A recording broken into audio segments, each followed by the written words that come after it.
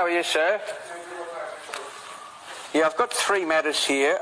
There's my ID. I'm an Australian lawyer and I've got two crimes to report and also a very important 6-page letter which is 70 whistleblowers from the New South Wales Police blowing the whistle on the fraud behind the COVID pandemic, and in particular trying to seek other police to join their whistleblower group. They're saying here that many members of the force are fed up with the approach to enforce oppressive rules placed upon the population in the name of COVID. And this is going to be Senior Constable at Senior Constable, I'll give you the name. Senior Constable Alexander Cooney, Coffs Clarence Highway Patrol. This is very, very serious. It's just come out. New South Wales Police Force. So he's written this letter, whistleblower, to Michael Fuller, Police Commissioner of New South Wales. I'm just cutting to the punchline because I know you're busy. Police force employees should have a choice as to whether or not to receive vaccines. The police believe that all members of the community also have choice around receiving vaccines.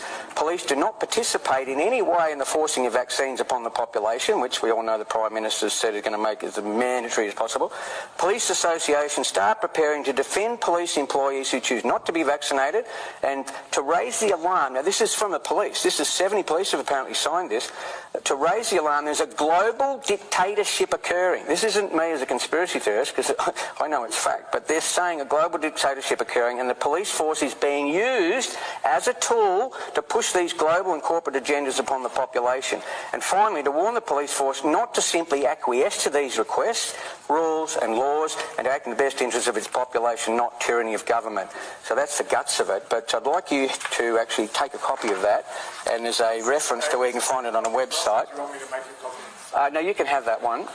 And then, I mean, at some point I will write to the Commissioner, other people will, to see if they'd circulate it to all of you.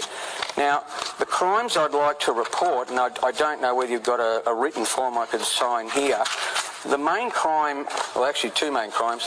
One is so just on that document there, I'm hoping there'd be Victorian police that read that, get in touch with the constable, get access to all the material, and it may be that some members of the Victorian Police would want to go whistleblower, and I can tell you that there is protection from whistleblowers under the Public Interest Disclosure Act in Victoria, so your legal team will talk to you about that. But there is protection for anyone in Victoria that also wants to whistleblow if they think this is getting out of hand, because what happened on the weekend was not good. The public didn't like what happened, and we're trying to work with the police. I've been trying to work with the police.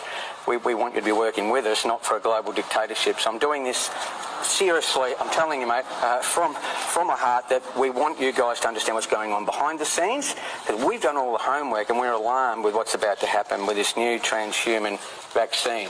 Now, the second crime, there's a crime, well, that's a crime in there. He's saying there's a global dictatorship conspiracy, so that's the biggest conspiracy in history. This is the Rainmaking Control Act 1967. Not a lot of people realise this is still in the books of Parliament House. I got alerted to it because farmers in the Wimmera were actually paying someone to actually change the weather. And I thought, that can't be right, there must be some legislation. And I found this act, and it's been in force since 1967. And I've done an FOI, I got the answer last week, and they've got no documents. They've wiped the entire archives of this act. So somebody's nervous that the climate change that the government's been doing, they don't want the public to get the record. So this is one of the biggest thefts ever in a public service, okay? And I will go to the Auditor General, but I want to report it as a crime because I've just got the FOI back. And I mean, it's hard to believe. Most people don't believe this is a law, and most people don't believe that you can change the clouds. But I'm telling you, 1967, you can imagine how much has changed in technology. There's Section 8, which is cloud seeding in Victoria to induce rainfall in another state. At the request of the Minister of, say, New South Wales or South Australia, the Victorian Minister may authorise rain-making operations to be carried out in Victoria to promote rainfall in adjoining state. I mean, why aren't we doing that in droughts? And then Section 12 says no liability in respect of authorised operations, right? And you can get off if the minister gives you a certificate in relation to doctoring the weather and any loss or damage caused by or arising out of the precipitation of rain, hail, sleet, snow, ice, fog or mist in consequence of the rain-making operation. So why did they wipe the entire public service records when I started putting this around when I found it a year ago? So you can hang on to that copy, and I want to report the